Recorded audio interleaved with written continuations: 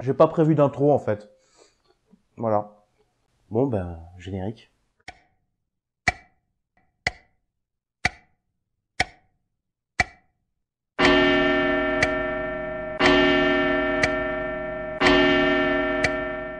Bonjour, bonsoir, bienvenue à tous dans l'Horologium. Aujourd'hui, on continue notre périple dans l'histoire horlogère et on commence maintenant.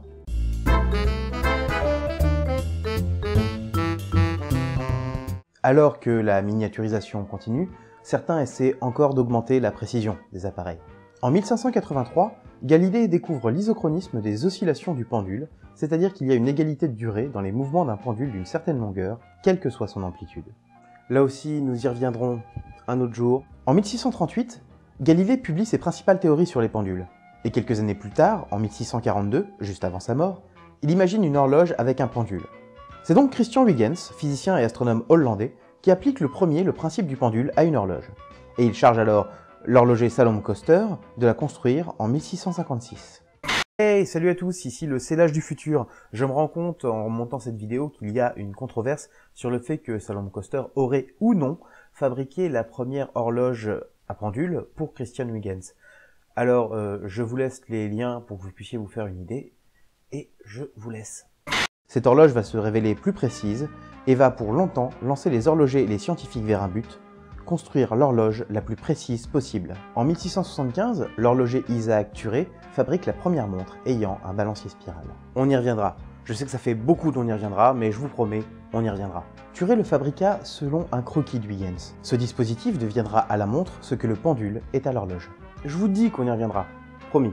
C'est alors qu'en 1714, le Parlement anglais adopte le Longitude Act, offrant un prix de 20 000 livres, beaucoup d'argent, genre vraiment beaucoup, à quiconque sera capable de déterminer la longitude à 55 km près sur un navire en pleine mer. Car si l'on pouvait aisément calculer la latitude d'un navire à l'époque grâce à un sextant, la longitude, elle, se calcule au moyen d'instruments horaires, pendules, sabliers, clepsydres, bougies, et j'en passe. Ce concours sera finalement gagné par John Harrison, un charpentier anglais. Quoi? Autodidacte en horlogerie. Son premier prototype, le H1, créé en 1736, n'est pas suffisamment précis pour l'amirauté anglaise, mais suffisamment prometteur pour que le bureau des longitudes lui offre une avance sur la prime.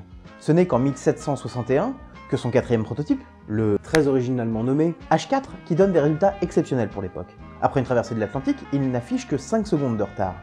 Cela n'est cependant suffisamment pas précis pour le jury de l'époque qui lui refuse le prix. Ce prix lui sera attribué seulement 12 ans, un prototype et un appui du roi plus tard, en 1773, soit 3 ans avant sa mort. La course à la précision et à l'ingéniosité continuera encore, même encore jusqu'à nos jours, et impliquera de nombreux talents, Breguet par exemple, pour ne citer que lui, mais cela mérite d'être abordé individuellement dans de prochaines vidéos. Merci à tous d'être restés jusqu'au bout. Alors je sais que cette vidéo est un peu plus courte, au départ je devais aborder le 19e et le 20e siècle aussi, mais comme je le disais précédemment, ça mérite d'être abordé point par point individuellement parce qu'il y a beaucoup de choses à dire sur ces siècles. Ensuite, si cette vidéo vous a plu, eh ben écoutez, le pouce vers le haut, l'abonnement, ça fait toujours plaisir, hein. C'est vrai que ça fait un peu racoleur de le dire, mais ça fait plaisir, c'est vrai. On se retrouve bientôt pour une prochaine vidéo. D'ici là, je vous souhaite plein de bonnes choses et je vous dis à bientôt dans l'Horologium.